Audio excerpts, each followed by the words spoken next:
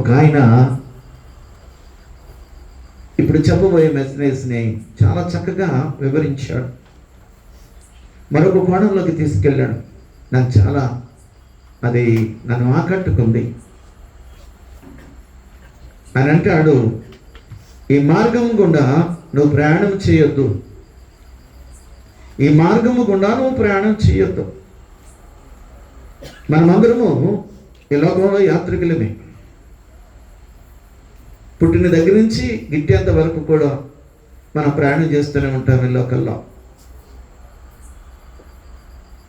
అయితే ఆత్మీయమైన యాత్ర ఒకటి ఉన్నది క్రైస్తవ జీవితానికి.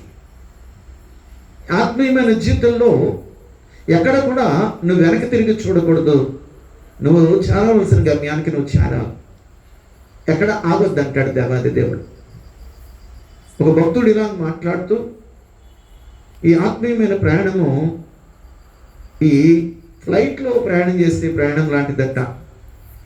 ఒకసారి నువ్వు ఎక్కిన తర్వాత ఆ గమ్యం చేరే వరకు అది ఆగదు. ఎక్కడన్నా మధ్యలో ఆగిపోతే అది ప్రమాదానికి సూచన. అయితే అది గమ్యానికి చేరాలి, లేకపోతే వెనక్కి తిరిగి ఎక్కడైతే నువ్వు స్టార్ట్ చేసావో అక్కడికి నువ్వు రావా. ఇటువంటి ఆత్మీయమైన జీవితంలో చాలామంది భక్తులు కూడా వెనుతిరిగిన వాళ్ళు ఉన్నారు, మధ్యలో ఆగిపోయిన వాళ్ళు కూడా ఉన్నారు.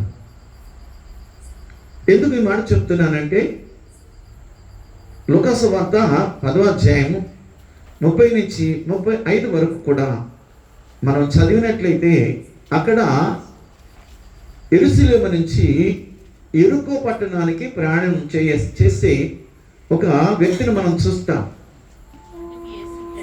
అందుకు యేసు ఇట్లనెను, ఒక మనుష్యుడు యెరూషలేము నుండి యెరికో పట్టణముకు దిగి వెళ్ళొచ్చు చాలు.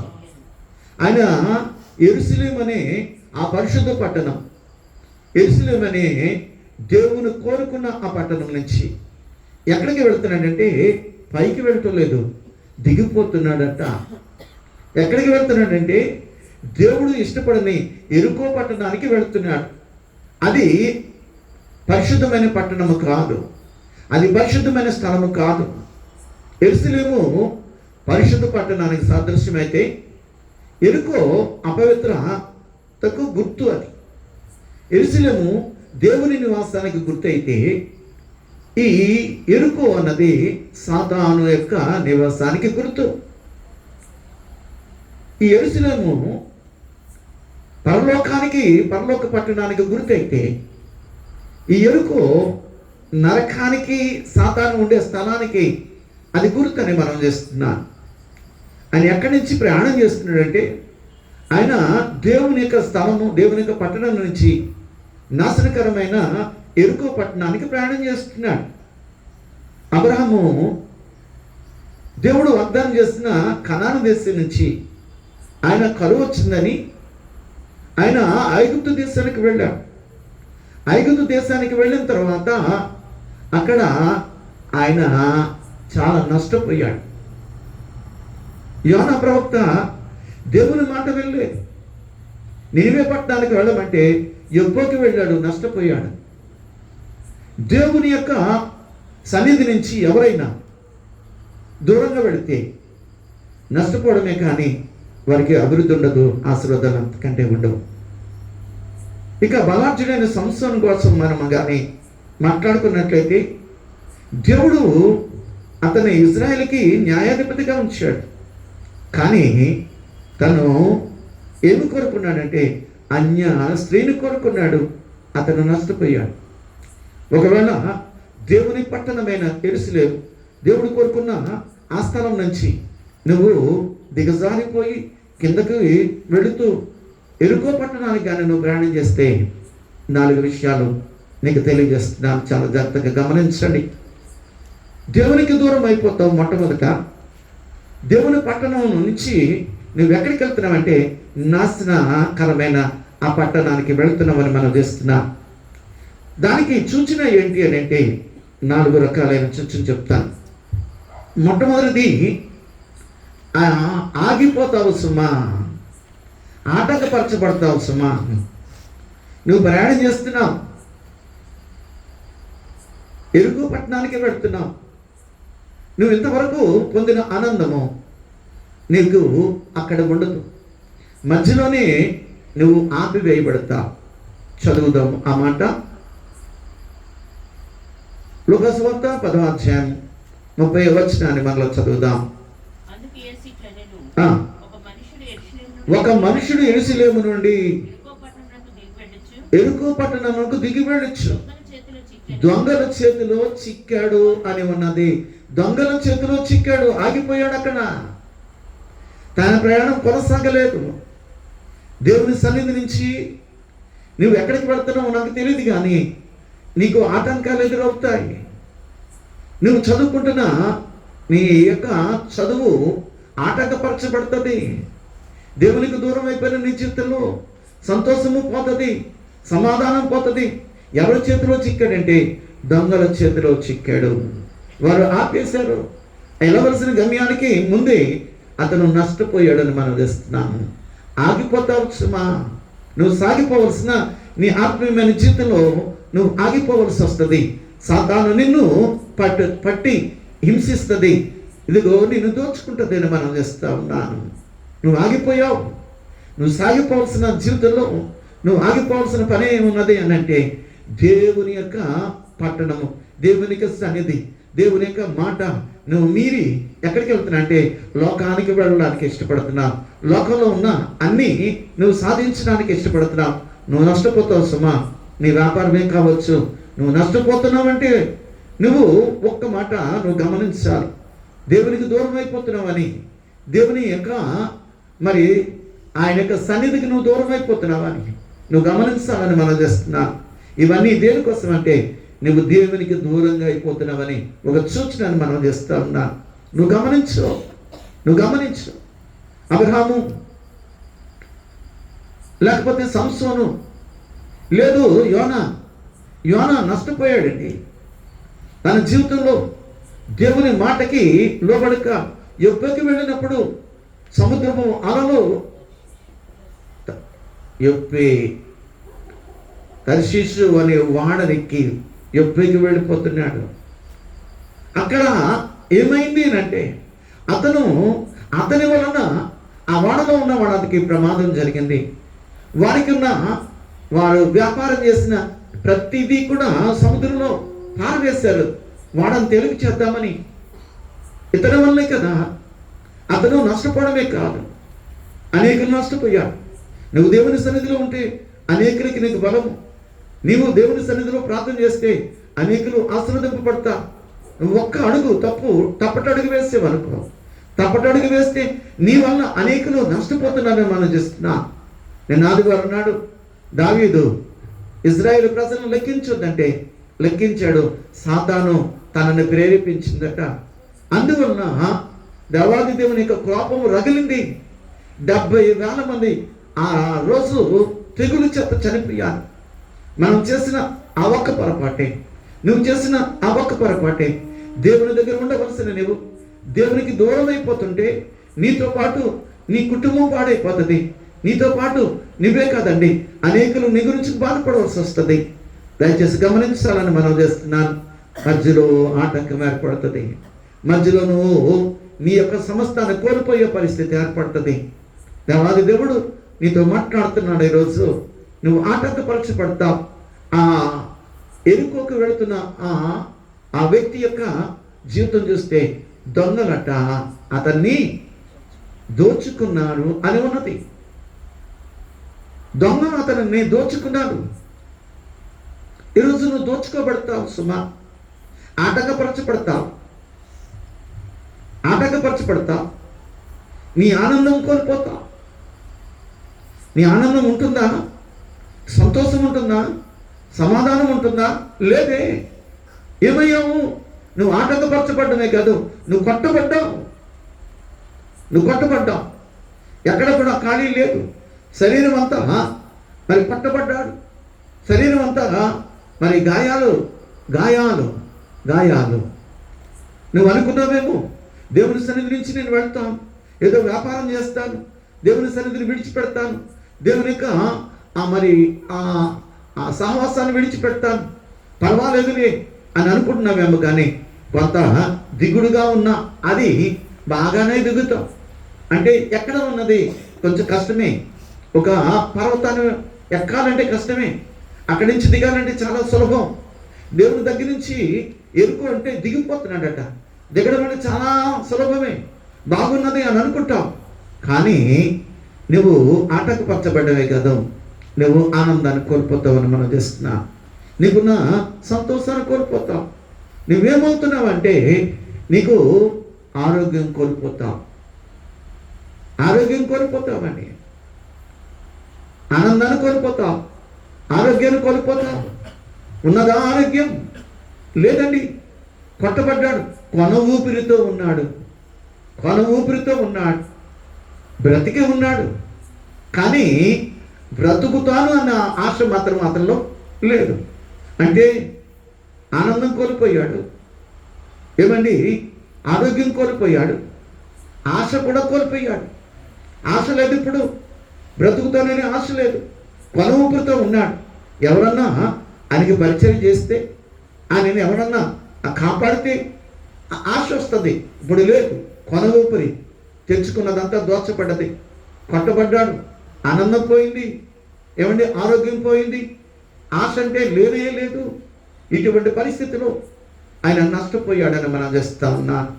ప్రియమైన దేవుని సంగమా, నువ్వు నేను కూడా దేవుని సన్నిధి నుంచి నువ్వు దూరం అవుతున్నావు అంటే ఒక్క మాట గుర్తుపెట్టుకో. అబ్రహాము దేవుని యొక్క వాగ్దాన భూమి నుంచి ఆయన ఐగుప్తుకు వెళ్తున్నాడు. ఐగుప్తుకు వెళ్ళిన తర్వాత తన భార్యను కూడా కోల్పోయిన పరిస్థితి. అబద్ధం ఆడవలసి వచ్చింది. చెల్లెలు అని అన్నాడు, నా సహోదరి అని అన్నాడు. రాజు తన భార్యని తీసుకుని వెళ్ళిపోయాడు. దేవుడు సహాయం చేశాడు కాబట్టి సరిపోయింది. ఆ తర్వాత తెలుసుకున్నాడు, అబ్రహాము భార్యే, సహోదరి కాదని తెలుసుకున్నాడు రాజు. ఆ అబ్రహాము దగ్గరికి వచ్చి ఎంతగా దూషించాడో. ఏమి, ఎందుకు అబద్ధం ఆడవలసి వచ్చిందో? నీ భార్య అని నువ్వు చెప్తే ఏంటి నీకు నష్టం? నష్టం తర్వాత విషయం. అవమానం పొందాడు కదా, అవమానం పొందుతావు సుమా. అవమానాన్ని నువ్వు పొందుకుంటావు, నీ ఆనందాన్ని పోగొట్టుకుంటావు, అవమానం పొందుకుంటావు. ఇదిగో, నీవు దేవుని సన్నిధి నుంచి వెళ్ళిపోవద్దని మనం చేస్తా ఉన్నా. దేవునికి సన్నిధికి దూరం కావద్దని మనం చేస్తున్నా. సాతానిక కబంధ హస్తాల్లోకి ఇంకా వెళ్ళకముందే నువ్వు బయటికి స్టెప్ వేసిన వెంటనే సాతాను నిన్ను ఆటంకపరుస్తుంది. అది నీ యొక్క ఐశ్వర్యాన్ని దొంగిలిస్తుంది. నిన్ను ఆటంకపరచడం కాదు, నీకున్న ఐశ్వర్యాన్ని దొంగిలిస్తుంది, నీకున్న ఆనందాన్ని దొంగిలిస్తుంది, నీకున్న సంతోషాన్ని, ఆరోగ్యాన్ని అది పాడు చేస్తుంది. చాలామంది జీవితాల్లో అవే జరుగుతున్నాయి. నేను ఇప్పుడు దాకా బాగున్నాను, ఎందుకు ఈ రోగం ఎందుకు వచ్చిందో, నేను ఈ రోగాన్ని ఎందుకు సడన్గా వచ్చిందో అని నేను అనుకుంటున్నావేమో. ఒకటి మాత్రం గుర్తుపెట్టుకో, నీ ఆరోగ్యం పోయింది అంటే నువ్వు సాతాను చేతులకు చిక్కుపోతున్నావు అన్నమాట. దేవునికి దూరం అయిపోయావు, నీ ప్రార్థన తగ్గిపోయింది, నీ సహవాసం తగ్గిపోయింది, నీ విశ్వాసం తగ్గిపోయింది. దేవునిలో ఉండవలసిన నువ్వు ఎక్కడ ఉన్నావు? ఎరుకో పట్టణంకి నువ్వు ప్రయాణం అవుతున్నావు.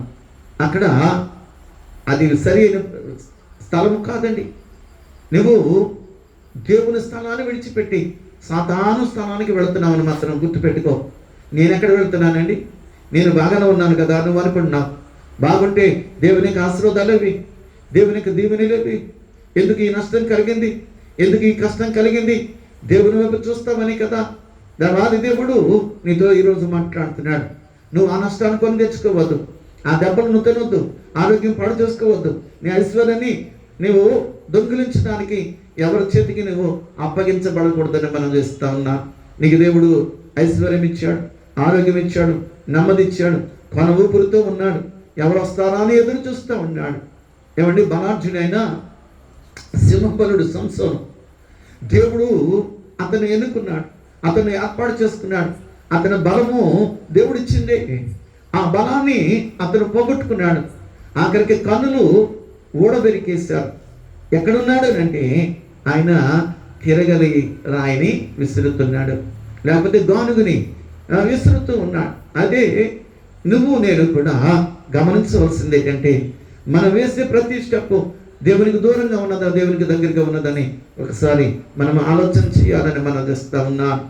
యానా దేవుని యొక్క గొప్ప భక్తుడు, ఆ ప్రవక్త కూడా యోనాని నినివే పట్టణానికి పంపిస్తే ఆయన తర్షీసుకు పారిపోతున్నాడు, యొప్పే పట్టణానికి వెళ్ళిపోతున్నాడు. ఇలా చూడండి, నీవు నేను కూడా మనము ఏం చేయాలని అంటే, దేవునికి దూరం అయిపోతున్నామని ఒకవేళ ఈ సూచన ద్వారా నువ్వు తెలిస్తే దేవుని దగ్గరికి మళ్ళీ రావడానికి ఇష్టపడదు. నువ్వు కానీ నువ్వు దేవుని వైపు తిరిగావంటే నీకు అన్ని కోల్పోయిన దేవాది దేవుడు నీ దగ్గరికి రావడానికి ఇష్టపడతాడు. అక్కడ మంచి సమరయుడిగా దేవాది దేవుడు అక్కడికి వచ్చాడు. అక్కడున్న చాలామంది వచ్చి వెళ్ళిపోయారు. చదువుదాం ఆ మాట. అయితే ఒక సమరయుడు ప్రయాణమైపోవచ్చు, పడి ఉన్న చోటుకి వచ్చి అతను చూచి అతని మీద జాలిపడి దగ్గరికి పోయి అతని గాయమును కట్టాడు అని ఉన్నది. అంతకుముందు పరిసయ్యులు వచ్చారు. అంతకుముందు సమరయుడు రాకముందు లేవీయుడు వచ్చాడు. ఇలా చూడండి, యాజకుడు వచ్చాడు, లేవీయుడు వచ్చాడు. వీళ్ళెవ్వరు కూడా నిన్ను బాగు చేసేవాడు కాదు, నీకు మాట చెప్పేవాడు కానీ బాగు చేసేవాడు కాదు. మంచి సమరయుడైన యేసుక్రీస్తు ఒక్కడే నిన్ను బాగు చేయగలడు. నీకు మరలా ఆశ కల్పించగలడు. బ్రతుకుతానైనా ఆశ లేకుండా పోయింది నీకు. అంతగా నువ్వు దూరం అయిపోయావు. ఆత్మీయమైన జీవితంలో నువ్వు పడిపోయావు. చాలా జాగ్రత్త. దేవాది దేవుడు నీతో మాట్లాడుతున్నాడు ఈరోజు. ఆయన దగ్గరికి వచ్చాడట. ఆయన దగ్గరికి వచ్చి ఆయన పరామర్శించాడు, ఆయనని ఎత్తుకున్నాడు. ఆయన పూటక వాళ్ళ వాడి ఇంటికి తీసుకెళ్ళాడు. ఆయన కోసము 2 ధాన్యాలు ఇచ్చాడు. ఆయన 2 నాణ్యాలు ఇచ్చి అంటున్నాడు, చదువుదాం ఆ మాట. 2 ధ్యానారములు ఇచ్చి ఆ పూటకు కోళ్ళవానికి ఇచ్చి అతను బాగు చేయమని అని అంటున్నాడు. ఆయన ఇలా చక్కని మాట చెప్పాడు. కోల ఎలీషా గారు ఏమన్నా అంటే, ఆ 2 ధ్యానారాలు, ఒకటి పాత నిబంధన, 2 క్రొత్త నిబంధన. అదే మనల్ని బ్రతికిస్తుంది, అది మనల్ని బాగు చేస్తుంది. దేవాది దేవుడు 2 ధ్యానారాలు ఇచ్చాడంట. అది ఒకటి కొత్త నిబంధన, 2 పాత నిబంధన. ఈ 2 ధ్యానారాలకు గుర్తట.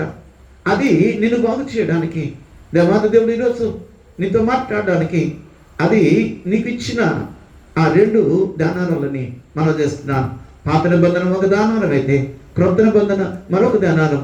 ఈ 2 ధ్యానారాలు కూడా నిన్ను బాగు చేస్తాయి, నీకు మళ్ళా ప్రాణాన్ని ఇస్తాయి. ఎక్కడికి పరిగెడుతున్నాం మనము, ఎక్కడ దిగజారిపోతున్నాం. మన ఆరోగ్యం పోతుంది, మన ఐశ్వర్యం పోతుంది. మనకి ఆరోగ్యము పోతే మనం క్షీణించిపోతామండి. ప్రియమైన దేవుని సంగమా, దేవుని చోట ఉన్నప్పుడు నీకు అంతా ఉన్నది, దేవునికి దూరంగా ఉన్నప్పుడు అంతా కోల్పోయావు. ఏమన్నాడు? నయోమి అంటుంది, నన్ను మారా అని పిలవండి, నయోమని పిలవద్దు అని అంటుంది. నేను సమృద్ధి గల దానిగా వెళ్ళాను, నేను రక్తహస్తురాలిగా వచ్చాను. యెహోవా నాకు గొప్ప నన్ను ఆయన యెహోవా నాకు గొప్ప దుఃఖాన్ని కలుగజేశాడు. దుఃఖాన్ని కలుగజేశాడా? ఎందుకు కలిగింది? నీకు నువ్వు వెళ్ళిపోయావు. ఎక్కడ? యెరూషలేము నుంచి, బెత్లెహేములో నుంచి ఎక్కడికి వెళ్ళావు? ఎందుకు పనికిరాని మోయాబు దేశానికి వెళ్ళావు. చాలా జాగ్రత్త. అది లోయ, అది మరణము, అది నరకము, అది సాతాను యొక్క స్థలము. దాంట్లోకి నువ్వు వెళ్తున్నావేమో, వెళ్ళొద్దని మనం చేస్తా ఉన్నా. ఈరోజు నువ్వు అక్కడికి వెళ్ళడం వల్ల నీ యొక్క సంతోషాన్ని పోగొట్టుకున్నావు, నీకు సమాధానం పోగొట్టుకుంటున్నావు, దేవుని సన్నిధిని పోగొట్టుకుంటున్నావు, దేవుని ఇచ్చిన ఆశీర్వాదాలను పోగొట్టుకుంటున్నావు. ఇదిగో దొంగలు వచ్చారు, దొంగల రూపంలో వచ్చి అతన్ని కొట్టారండి, అతన్ని ఆపేరు, అడ్డంకిగా వాళ్ళు ఉన్నారు, అడ్డుపడ్డారు. నీకు ఆటంకం కలుగుతుంది. దేవుని సన్నిధి నుంచి నువ్వు వెళితే అనేకమైన ఆటంకాలు నీకు కలుగుతాయి. అంతేకాదు, నువ్వు దోచుకోబడతావు. నీ ఆస్తిని అంతటిని, ఆనందాన్ని అంతటిని కోల్పోతావు. ప్రియమైన సంగమా, ఆరోగ్యము నీ దగ్గర నుంచి పోతుంది, కొట్టబడతావు నువ్వు. ఎక్కడ కూడా అతను గాయాలు చేశారటండి. ఎక్కడ కూడా ఆయనకి ఖాళీ లేకుండా శరీరం అంతా ఆయన తూట్లు పొడిచారు. ఆయన గాయపడ్డాడు, కొన ఊపురుతూనే ఉన్నాడు. అయితే జాలిపడిన యేసయ్య మంచి సమయుడిగా అక్కడికి వచ్చాడు. ఆయన పూటకాడు అని ఇంటికి తీసుకెళ్ళాడు. పూటకూడ వాళ్ళ ఇల్లు అంటే ఏమీ కాదండి, దేవుని యొక్క సన్నిధి.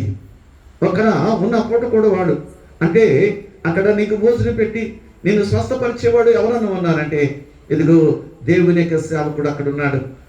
సంఘంలో నిన్ను ఆయన మాటల ద్వారా నీకు నువ్వు పడిన కష్టాన్ని, లేకపోతే నువ్వు ఏదైతే పోగొట్టుకున్నావు ఆ ఆరోగ్యాన్ని దేవుని మాట ద్వారా నిన్ను స్వస్థపరచగలడని మనం చేస్తున్నాం.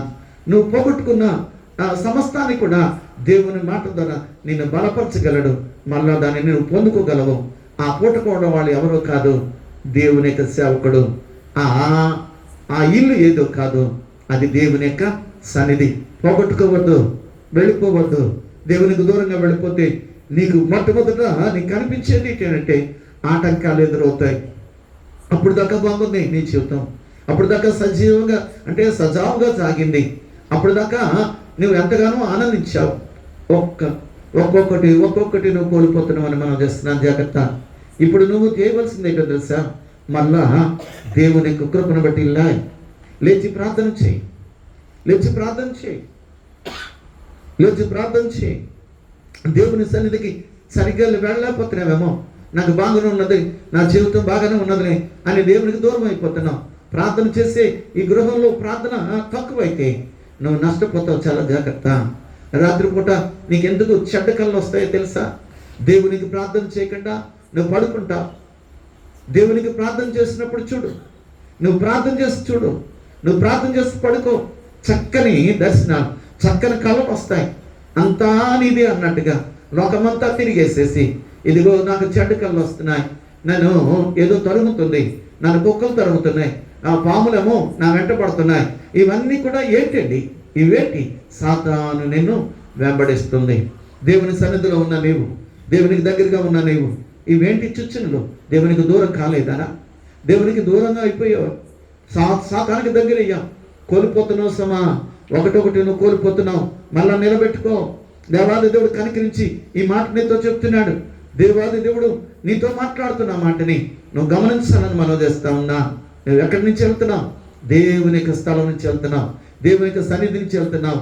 దేవుడు అక్కడ పరిశుద్ధత ఉంచాడు, ఆ పరిశుద్ధత నుంచి అపవిత్రతలోకి వెళ్తున్నావు.